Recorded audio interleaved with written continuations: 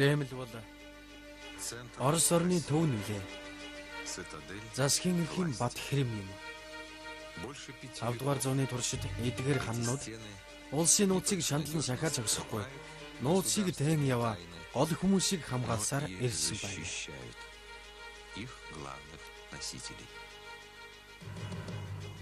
Кремль 9.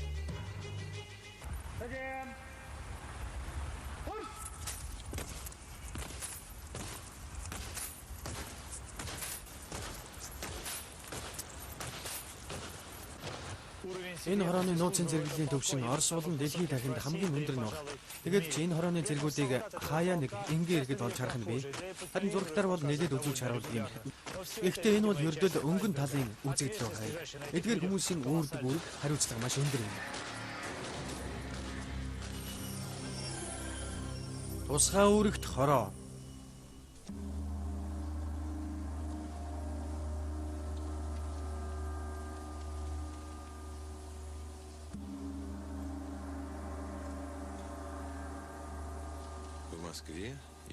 Москвад шөнө болжээ. Өвлийн нэгэн урт шөнө. Босоод гисэн тушаал өгөхөд хэдхэн хором үлдээд байна. Хэдхэн хором гүн найрамд амарч болно. Бид саяхан хүүхдүүд байсан. Эдгээр цэрэг ирсэн албын талаар ярьж өгөх хэрэг байгаагүй. Хэрвээ эдгээр залуус мэдээж өөр нөхцөлд нойрсож байсан бол шүү дээ. Гэхдээ тэдний казармын цонхоор Кремль харагдаж байгаа юм. Харин албан үүрэг нь Кремлийн хамгаалалт билээ. Кремль зочлон ирэх хүмүүсийн дийлэнх нь 1-р Петр хааны үед баригдсан эртний зэвсгийн байгууламжийн хажуугаар гарах бүртээ дээр үеийн ханнуудын цаана олон 10 жилийн турш Кремлийн хорооны зэргүүд үе үлрэн алба хашсаар ирсэн гэдгийг анзаардгүй өнгөрдөг байна.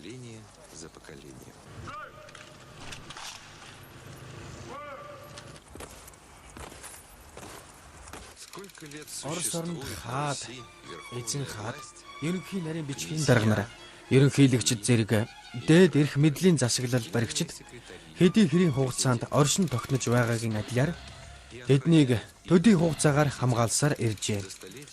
Оросын түүхийн сүүлчийн 100 жилийг авч үзэх юм бол янз бүрийн юмс болдог байжээ. Заримдаа энэхүү түүхийг түүхэн эргэлдэж нэрийтгэх нь бий. Тэрч байтугай хуйлдаан гаргагчдад аюулгүй байдлыг хангаж өгөх ёстой өөрийн гэсэн гвардич бас байдаг байсан байна.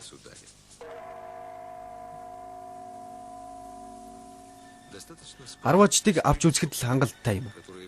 Эднэр София хатан хааны талд орж залуу Петр хааны эсрэг боссон юм.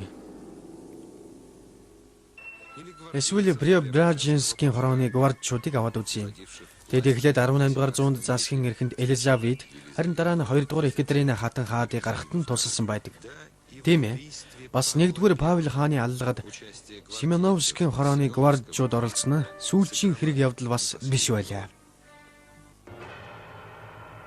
1825 оны 12 дугаар сарын 14-нд Санкт Петербург хот ордонд төрийн эргэлтүүдийг нээлттэйгээр гаргаж байсан эрен Оросд 1825 оны 12 дугаар сарын 14-нд Петербург хотын сенатуудын талбай дээр болж дуу сурвалжсан юм.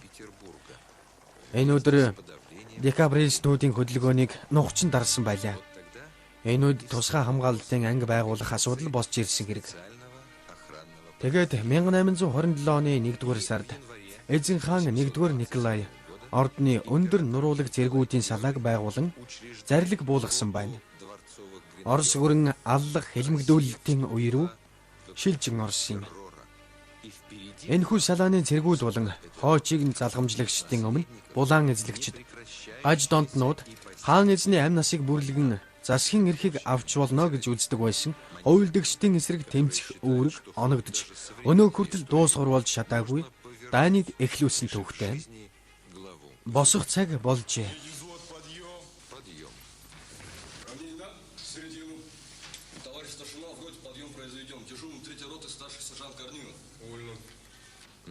Манай кино зураг авалтын баг ерөнхийлөгчийн хамгаалалтын хорооны дайчидтай хэдэн цагийг хамтдаа өнгөрүүлсэн юм. Бас хэдэн өдрийг.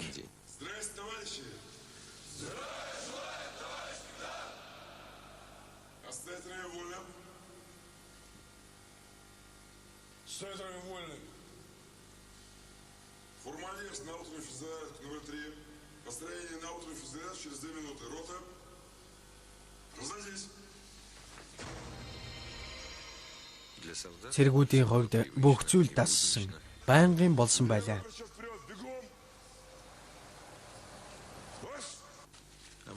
Бид зөвхөн тэдний үйл хөдлөл харц зэргээс нь энэ бүхэн үнэхээр Кремльд болж байгаа гэдгийг нотлохог олж харахыг зорж байлаа. Өглөөний гүйлтэй хүртэл өөр хаанч биш, гагцхүү Кремлийн ханны дотор байх Тайницкийн цэцэрлэгт гүйцэхэж байсан юм. Өнөөдөр эдний хэн нэг нь мэдээж алдарт дугаар нэгийн хамгаалтанд гарч л таараа шүү дээ.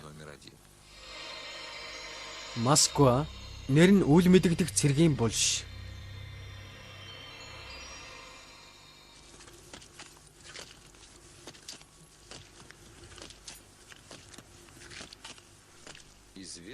Дэлхий даяараа андхан болсон 210 алхам.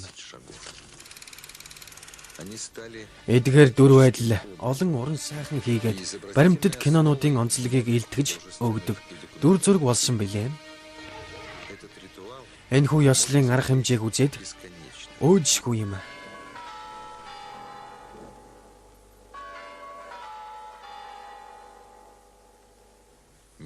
Дугаар нэг хамгаалалтын постын алба эхэлсэн цаг үеэс хойш Кремлийн цаг зохиж эхлэхдээ хамтаар бунхны хөшөө дараа нь нэр нь үл мэдэгдэх цэргийн булшны өмнө олон нийт цуглардаг болсон юм.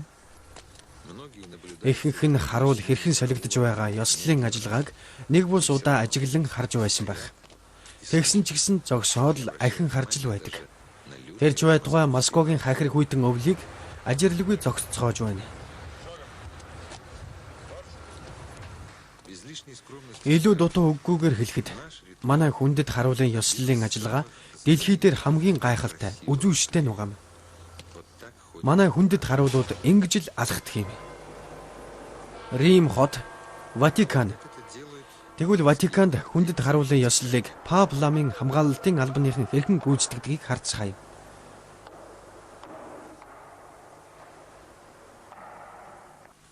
Грек улс Афин хот. Харин энэ бол Грект байдаг амьургдсан дайчдын хөшөөний хүндэт харуул солигдож байгаа дүр зураг.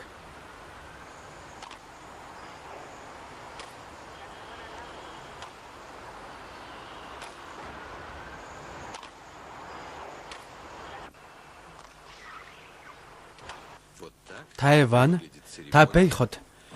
Энэ бол Тайваны арал дээр болдог ёслолын арга хэмжээ байна. Чех улс Праг хот. Европ нам тайван байна. Эртний Праг хот дах ерөнхийлөгчийн хүндэт харуул солигдох ёслолын арга хэмжээ. Харин энэ бол ахиад манайхан байна.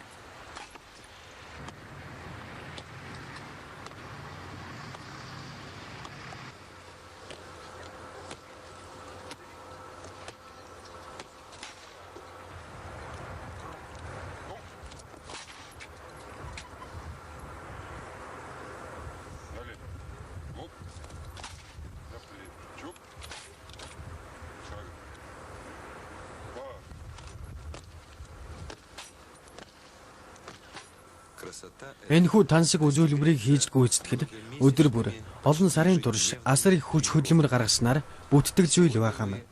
Өнөөдөр бид та бүхэнд анх удаага энийг яаж хийж гүйцэтгэдгийг харуулах гэж байгаа үлээ. Москва орчим цэргийн лагер.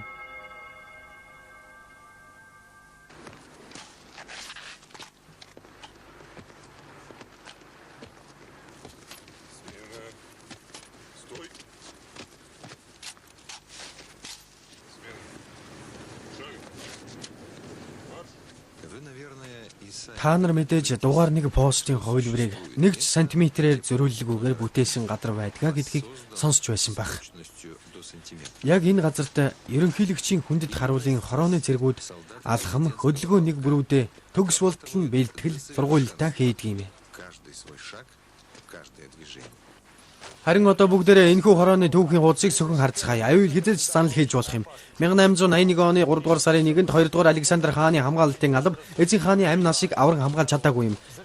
Небелвийн сувагт болсон дэлбэрэлтийн улмаас ховсгалчид Оросын нэлээд Харикс хааны тоонд багтдаг байсан хааныхаа амь насыг бүрлэгэх гэсэн оролдлого нь амжилт олж чадсан юм.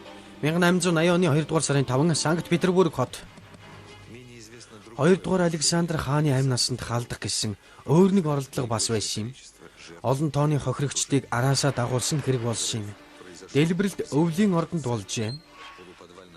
Бөмбөгийг эзэн хааны зоогийн өргөөний доод давхарт байх хонглын өрөөнд байрлуулсан байсан байна. Энэхүү эмгэнэлт явдал болсон тэр газрыг та бүхэн өнөөдөр анх удаан харах болно.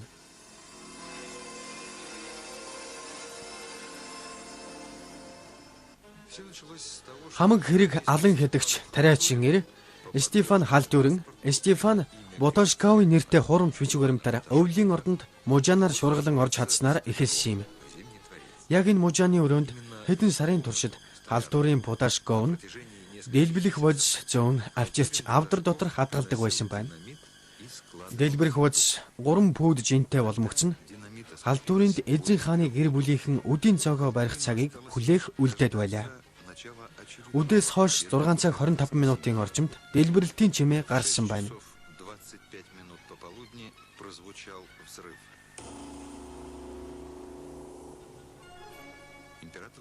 2 дугаар Александр тэр өдөр үдийн зоогонд хоцорч ирснээр эзэн хааны гэр бүлийнхэн аврагдсан байна. Өхөл эзэн хааныг тавхан хором хүлээж чадаагүй юм. Дэлбэрэлтийн хор уршиг аимшигтай байлаа. Хэдхэн агшны дотор харуулын байрны өрөө юучгүй сүйдсэн байна. Харуулын байр эзэн хааны гэр бүлийн зоогийн өргөөний доор байрладаг байжээ. Ийм маягаар хамгаалсан хэрэг. Зоогийн өргөөч гэсэн нэлээд сүйдсэн байгаа юм. Эзэн хаан амьд үлджээ. Гэхдээ тэр өдөр 11 хүний амь нас сүйдсэн юм. Харин 31 хүн шархтсан байна. 23 хүн гэмтэж бэртжээ. Шархтаж гэмтсэн бүх хүмүүс гвардчууд эсвэл Финляндскийн хорооны офицерууд байсан байна. Тэд тэр өдөр өвлийн ордны харуул хамгаалалтын албыг гүйцэлдүүлж байжээ. Дэлбэрэлтийн үеэр харуулыг халуулагч хэлмэгдсэн байлаа. Журам ёсоор бол тэр эсвэл харуулын даргал харуулуудыг солилцуулах үүрэг хүлээдэг байж. Харуулууд 2 цаг тутамд солигдох ёстой байдаг ч 6 цаг үргэлжлэн харуул зогссон байна. Тэр ч бүхэл авууга гүн Александр Михайлович шиг өөрийн биеэр хүрэлцэн эргэтж гисэн үгэнд нь оролгүйгээр харуулын албандаа үргэлжлүүлэн зогссоор байсан байна. Хэд хоногийн дараа эзэн хааны гэр бүлийнхэн оролцсон амь үргэлжсэн хүмүүсийг оршуулах ажиллагаа болсон байна.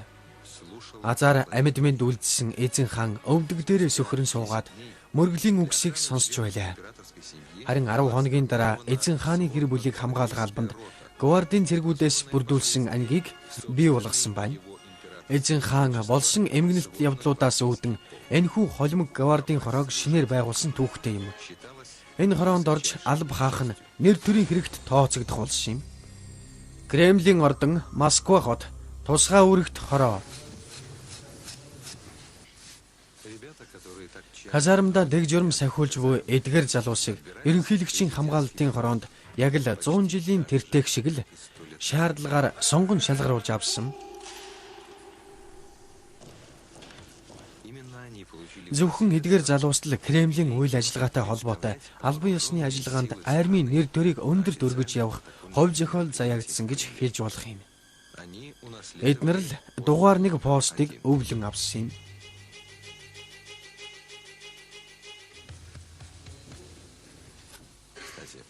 Ингээд дээрэр ийм хэлбэртэй дөрвөлжин бүтээх нь нэлээд эртний уламжлал юм. Энэ уламжлал хаанаас хизээ бий болсныг яг таг мэдэх хүн байхгүй. Бас ийм дэг журамтайгаар цэрэг шинэлээ байрлуулсан байхыг та өөр хаанаас ч олж харахгүй лээ. Зөвхөн Кремлийн хороонд л ийм зүйл байдаг юм.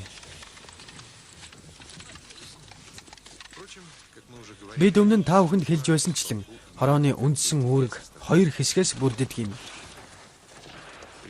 Олонний өмнө үзүүлэх ёслолын болон нууцлагдмал тулааны гэсэн хоёр үндсэн хэсэгтэй.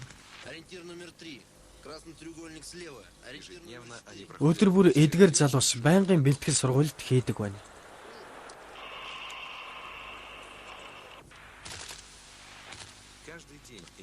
Өдөр алгасалгүй эдгээр хүүхдүүд байлдааны үүргийг гүйцэтгэж байдаг. Засгийн газрын дээд албан тушаалтнуудын аюулгүй байдлыг өнөөгийн тайван цагт хангаж байх нь өдөр тутам цаг бүрийн тодорхой эмх чигцтэй ажиллагааны үр дүнгээр бүтдэг юм.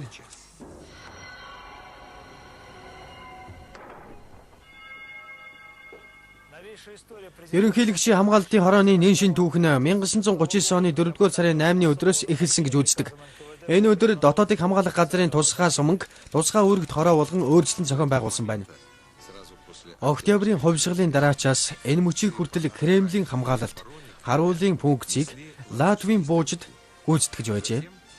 Дараа нь Москвагийн анх дугаар хувьсгалт полимод бууны сургуулийн сонсогчид гүйцэтгэх болжээ. Сүүлд Вичекийн нэрмжид цэргийн сургуулийн сонсогчид хүлээн авсан юм. Харин тэдний халааг авахаар тусгай үүрэгт суман хүрэлцэн иржээ. Тухайн цаг үе буюу хувьсгалын дараах жилүүдэд Кремлийн харуул хийгээд ажилчин тариачны ангийн засгийн газрын удирдагч Владимир Ленин хоёрын хооронд маргаан үүссэн тухай нэг сонирхолтой баримт хадгалагдсан үлдсэн байна.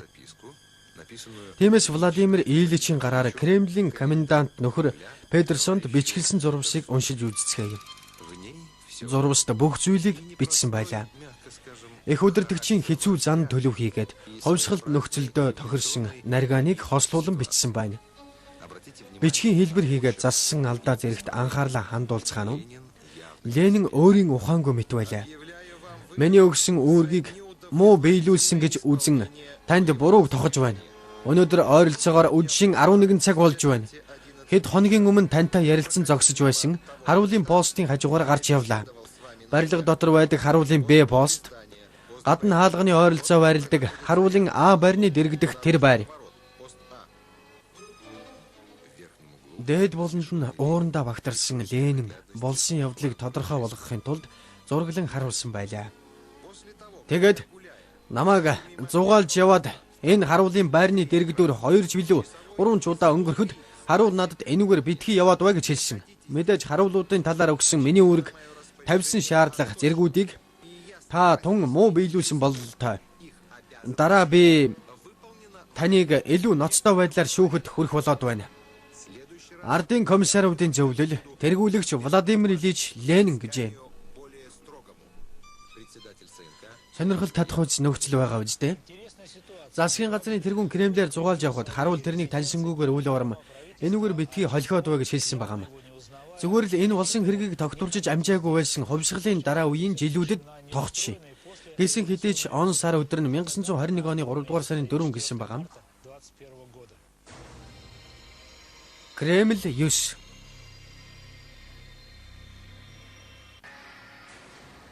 Тусгай үүрэгт хороо.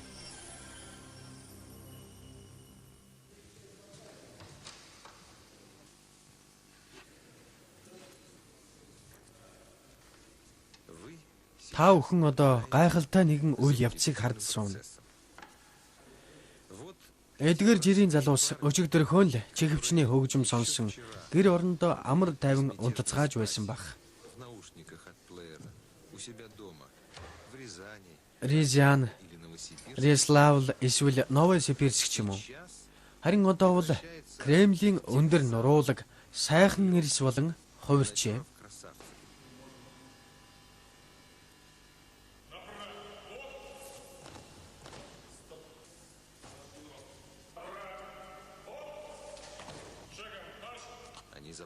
Эдгээр залуусыг зурагтаар эсвэл ерөнхийлөгч Путиний төрийн арга хэмжээнүүд дээр олж харж болох юм.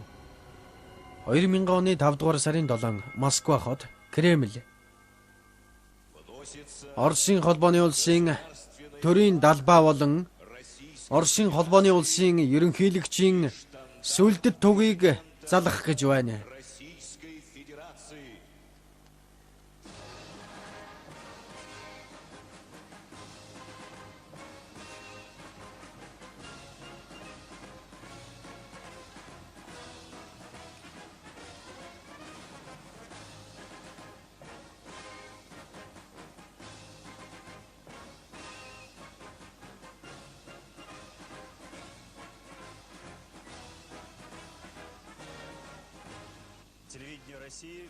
Оросын зурагтын алба Оросын холбооны улсын ерөнхийлөгчийн үүрэгт ажилдаа албан ёсоор орох болсон ерөнхийлөгч Владимир Владимирович Путинд зориулсан ёслолын арга хэмжээнээс шууд дамжуулан үзүүлж байна. Шууд нэвтрүүлгийг Оросын холбооны улсын бүх радио станцууд орон даяар нэвтрүүлж байгаа болно. Ёслолын арга хэмжээ Кремлийн төрийн эх ордонд болж байгаа билээ. Ордны Андреевскийн танхимыг Оросын холбооны улсын ерөнхийлөгч Владимир Путинд зориулан засжээ.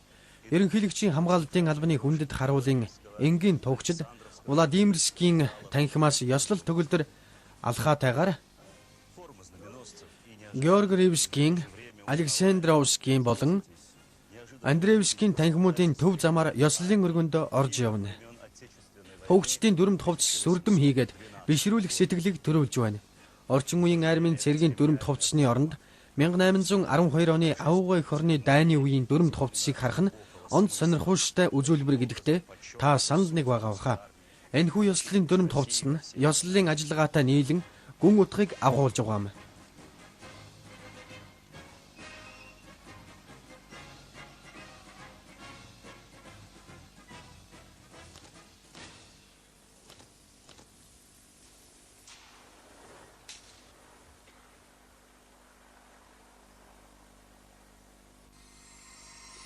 Москва хот, Кремлийн ордон, чуулганы талбай. Өвлийн жавартай нэгэн өглөө. Үзэж сонирхох гэсэн хэн болгонд Кремль одоохондоо хаалгаа нээгээгүй байна. Эдгээр дүрс бичлэгүүдийн онцлог байдал юунд оршиж байна вэ гэвэл нийт 32 зэргийн 16 нь дөрвөлжинг сүүлчийн удаага үзүүлж байгаа нь энэ юм. Эдгээр цэрэгэрс маргааш халагдах болно. Тэр мөчид юу мэдэрч байсныг бид эдгээр залуусаас асууж төвдөөгүй юм.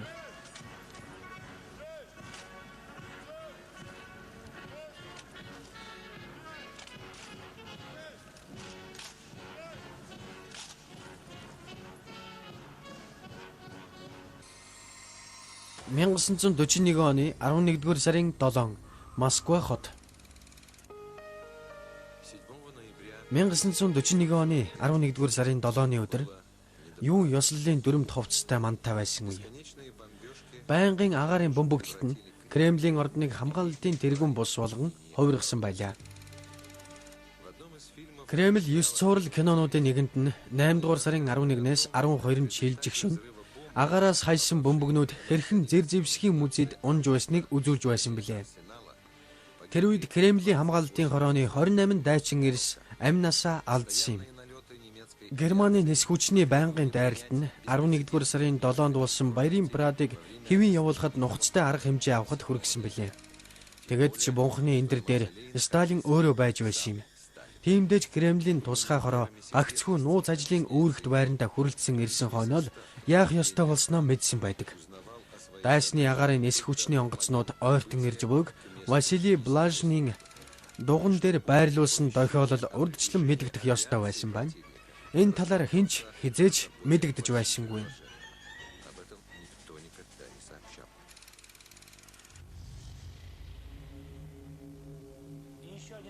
1941 оны 11-р сарын 7-нд болсон баярын парадтай холбоотой сонирхол татахуйц өөр бас нэгэн баримт байгаа юм. Тусгай үүрэгт хорооны удирдлагын байр байрлаж байсан газар энд. Хаан хонхон дотор байсан байна. Сонирхолтой газар биш гэж юу? Өнөө хүртэл германчууд яагаад баярын параданд садаа учруулж чадаагүй бол гэдэгт би гайхаж суудгийм. Гэхдээ нэг бүлээн гэж хэлж болох үз эндэгдэл болох нь ч болсон байна. Санамсаргүй тохиолдол байсан гэвэл илүү онох юм. Баярын парад эхлэхээс өмнө 8 цаг 30 минутын үед нэгэн мэдээ иржээ. Сталины яриаг дүрсжүүлэн авч чадаагүй юм. Кино зураглаачид хоцорч ирсэн байлаа. Гарсан эндэгдлийг оройн засч залруулахаар болжээ. Кремлийн 1-р корпуст байх Севердловскийн танхимд мавзолейн бухамтай төстэй чимэглэлийг хийж уралсан байлаа. Зөвхөн Сталины амнаас уур гарахгүй байгаа нь Сталиныг өөрийн баярын жагсаал дээр байгаагүй гэж ойлгуулахад хүргэсэн юм. Үнэн хэрэгтээ бол Сталин баярын жагсаал дээр байсан юм. Москва хот, Кремлийн ордон, тусгай үүрэгт хороо. Кремлийн хорооны хүндэт харуулын цэргүүдийг халах ёслолын ажиллагаа нь олон жилийн уламжлалтай юм. Полковник, военнослужащий, увольняем в запас. Для отправки на вокзал построены. Командир первого батальона, полковник Бугает. Хэдийнээс уламжлал болон тогтсон ёслол юм. Зэр зэвсгийн барилгын талбай дээр сүүлчийн удаа жагсаал зогсно. Сүүлчийн өгөгдсөн элтгэл. Тэгээд салах ёс гүйцэтгэнэ.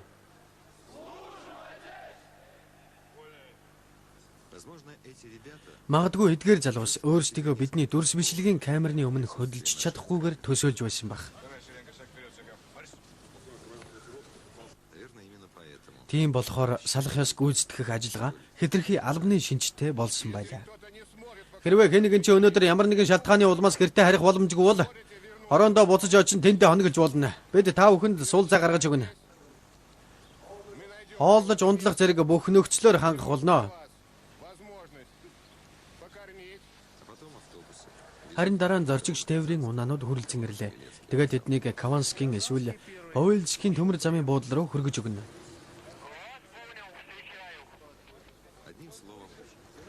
Нэг үгээр бол гэртээ харих цаг болжээ.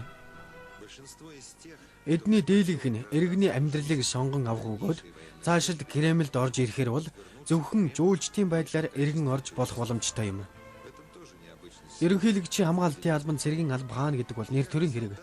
Цэргэр болгон хуучин алба хааж байсан цэргийн ангид иргэн орох боломжгүй байдаг юм. Харин эдгээр залуусд бол тийм боломж байгаа. Хамгийн гол нь Кремль олон нийтэд нээлттэй байх л ёстой юм. Кремлийн хорооныхны оролцож байсан бараг бүх арга хэмжээнүүд нь тусгай гэсэн үгний дор орж байдаг юм. Бүр харшуулан зогсож байсан ч бий. Тиймдээ ч 1961 оны 11-р сарын 31-нд Сталиныг дахин оршуулах үед ийм тохиолдол болсон билээ. Энэхүү тусгай арга хэмжээний эргэн тойронд олон домог хэлэлцэгдэж байдаг. Харин өнөөдөр бидэнд энэ сурвалжийг авах боломж гарсан юм. 1961 оны 11-р сарын 17-ноос 31-ний хооронд Москвад Зөвлөлт холбоот улсын К-ний 22 дугаар бүгд хуралдан чуулж байлаа.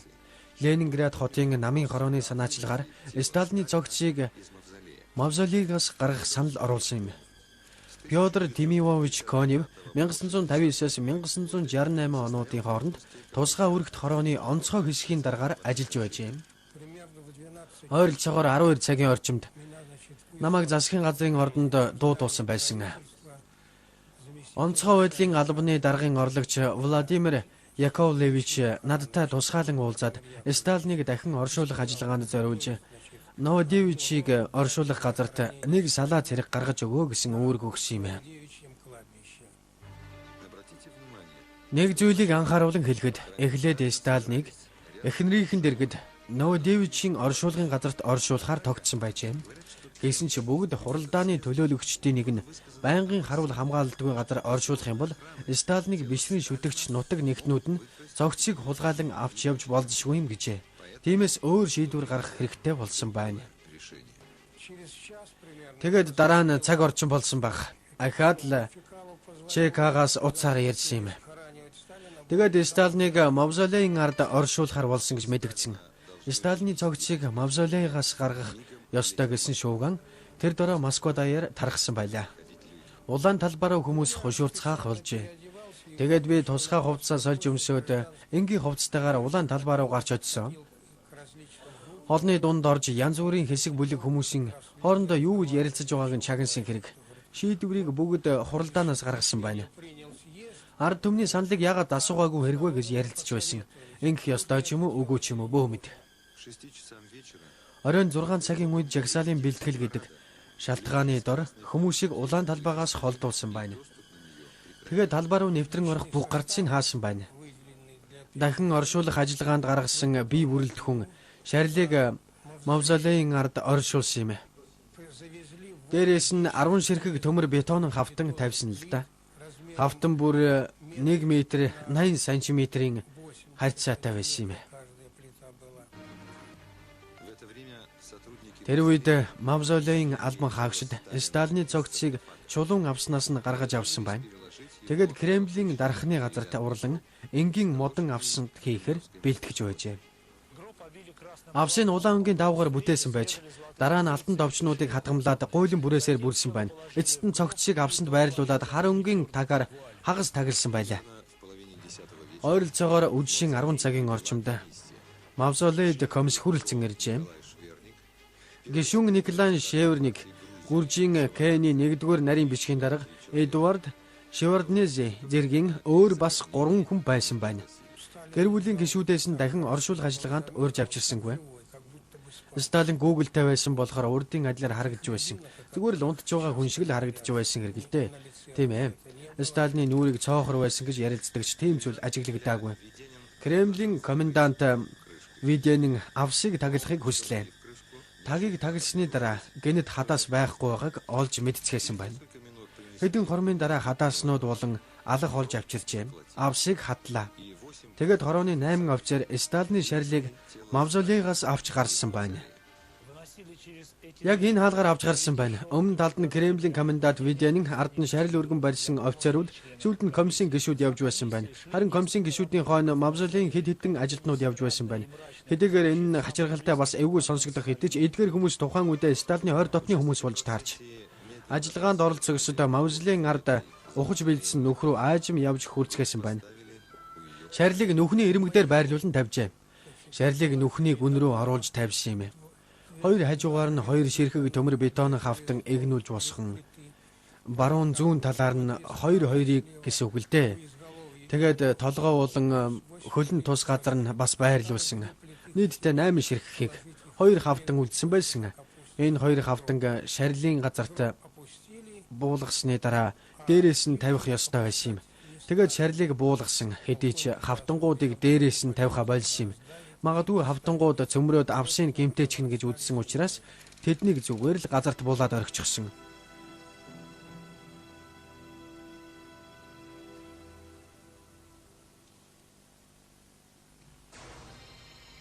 Кремль 9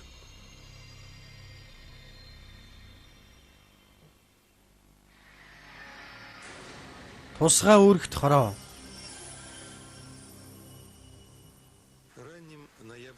11-р сарын өглөө эрт Ярославскийн төмөр замын буудлын дээр бид Михаил Бобровыг угтан авч байлаа.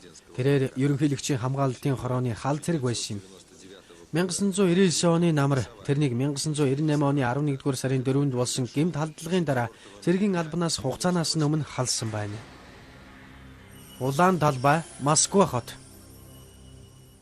Оройн 7 цагийн үед 21:40 дугаартай Москвич машиныг 65 настай Иван Орлов жолоодж явжээ. Тэгээд улаан талбай руу орж Спасскийн цамхаас хэдэн метрийн зайд ойртон очиж зогсжээ. Тэр үед л дэлбэрэлт болсон хэрэг. Тухайн үед энэ талаар дэлхийн бүх хэвлэл мэдээллийнхээс угуудаар цацж байсан юм. Дэлбэрэлтийн урагшгаар машины жолоочоос гадна өөр 3 хүн хохирчээ. Кремлийн хамгаалалтын хорооны цэрэг болон Кремлийн комендантын 2 албан хаагч. Бараг 2 жилийн турш Михаил Кремльд иргэн ирээгүй юм. Тийм болохоор тэрний сэтгэл завнаж байгаа нь илт мэдрэгдсэн байна. Эсвэл зүгээр л тухайн үед үзэж өнгөрүүлсэн зүйлээ санан дурссан байж болох юм. Миний харуулын ээлж оройн 6 цагаас 8 цаг хүртэл байсан. Ойролцоогоор оройн 7 цагийн үед юм уу да. Хорлонтой юм шиг гэнэт машин гараад ирсэн. Гэнтэл гараад ирсэн. Яагаад гэвэл машины хөдөлгүүрийн чимээ огт гарахгүй байсан. Болсон явдлыг Миша арай чүү хүчлэн байж дурсан ярьж өгсөн юм. Учир нь дурсан санахад эвгүйтэй биш. Ард түмэн энийг ухаан санаа төөрөгдөх гэж ярилцдаг юм. Харин ангаах ухаанд ретроградын амнез гэдэг байна. Хүн бэлтэл авахаас өмнөх зүйлсээ дурсан санах нь хэцүү болсон байдаг. Машин эхлээд тулж ирээ зогссон. Дараа нь хөдөлгүүрээ унтраасан баг. Тэгээд л өөрийн хүчээрээ чимээгүй дөхөн ирж байсан нь тэр. Миний санаж байгаа зүйл бол тэр хоёр дөхөж очиод машиныг гараараа зогсоох гэж оролдож байсан. Харин би тушаалгүйгээр байрнаасаа хөдлөх ёсгүй байсан юм л да.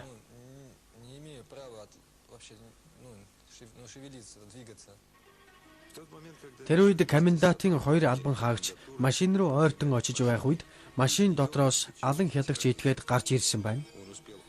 Тэр хүн нэг удаа гар буугаар буудаж амжсан бөгөөд дараа нь машин дотроо авч явсан 2 дэлбэрэх төхөөрөмжнийхөө нэг нь ажиллагаанд оруулсан байна. Маш хүчтэй дэлбэрэлт гарчээ. Би юу бодож байсан бэ гэхээр би дэлбэрэлт болно гэж огт санаагүй байсан. Машины урд хамгаалалтан дээр гэрэл асч байсан. Би тэр хүнийг галзуу солиотой амьтан байна л гэж бодоод очиж харахаар шийдсэн юм. Дэлбэрэлтийн хүч үнэхээр их байсан тул машины нэг дугуй нь Мавзолейн ойролж явах зочдын эндэрлүү үсэрч хүрсэн байна. Михаилыг ухаан ороход машин шатаж байжээ. Тэрээр машинаас 2 метрийн зайд хажлаган дээр хэвдэж байсан байна. Мөлхөх гэж оролдсон боловч хөл нь хөдлөхгүй болсон байлаа. Амьсгалахад ч бэрх байж. Офицеруудын нэг нь миний толгооноос өргөж байсан. Толгойг минь хажлаган дээр байлгахгүй гэж тэгсэн баг л да.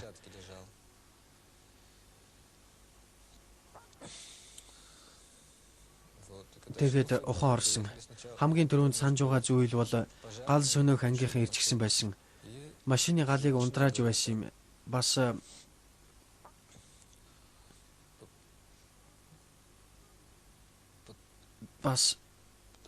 зураг авч байсан. Дараа нь маш хайсан. Нүд юу ч олж харахгүй байсан. Миний нүд ягаав вэ гэж би асуусан. Надад хэлэхдээ нүд бүтэн байна уу гэж асуусан чинь мэдэхгүй гэсэн. Нийл цуснд будагдсан байна гэж хариулсан. Дараа нь би дахиад ухаан алдсан гэсэн. Дараа нь философийн институтэд очин мэс хагалбар хийлгсэн байна. Кострома мужаас ээж нэрсэн байлаа. Харин эмнэлэгт хөлний функцийг хэвэнд нь оруулдаг артипедикийн төхөөрөмж байхгүй гэх үед Кремлийн хамгаалалтын хорооны командлал нэгэн арга олжээ. Тэгээд Мишагийн хөлийг аварж үлдсэн юм. Миша амьд үлдсэн боловч албаа үргэлжлүүлэн хаах боломжгүй болсон юм. Одоо ч гэсэн би нэг их сайжраагүй л байна. Спаскийн хаалганы дэргэд олж авсан шарх нь өвдсөн хэврээл байгаа гэсэн. Хэргийн газар болон ерөнхийлөгчийн хамгаалалтын байрны дэргэдэх зэр зэвсгийн барилгын хажууд зураг авч байх үеэр Миша их сандарч тэвдсэн байдалтай байсан. 2 жил огт хийж үзээгүй юм байна шүү. Бараг 3 жил ч юм уу да.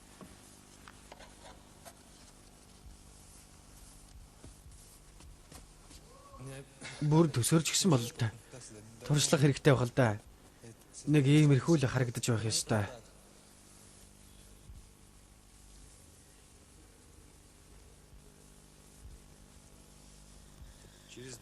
Хоёр хоногийн дараа бид Мишаг нөгөө л Ярославскийн төмөр замын буудлаас үдэн гаргаж өгсөн юм.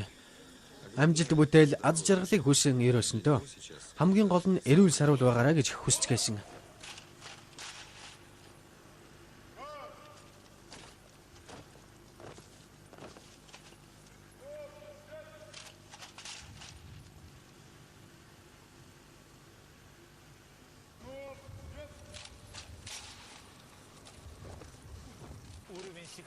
Энэ хооронд алба хаах нууцын зэрэгэл нь Орос төдийгүй дэлхийд хамгийн өндөр нугаам. Тэгээд ч энэ хорооны зэргүүдийг энгийн иргэд гол төлөв зурагтаар үзэж хардаг юм. Та бүгдийн харж байгаа энэ дүрс бол зөвхөн өнгөн талынх юм. Эдгээр хүмүүсийн үүрдэг үүрэг хариуцлага бол маш их.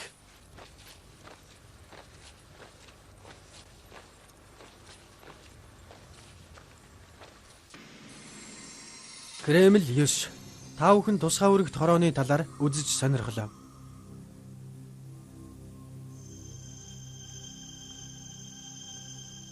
Орчуулсан Эрдэнэ жаргал, дууны найруулагч Зэнгүн, тайлбарыг уншсан Инх Тавин, Ним кино продакшны дуучлалын студид хөрвүүллээ.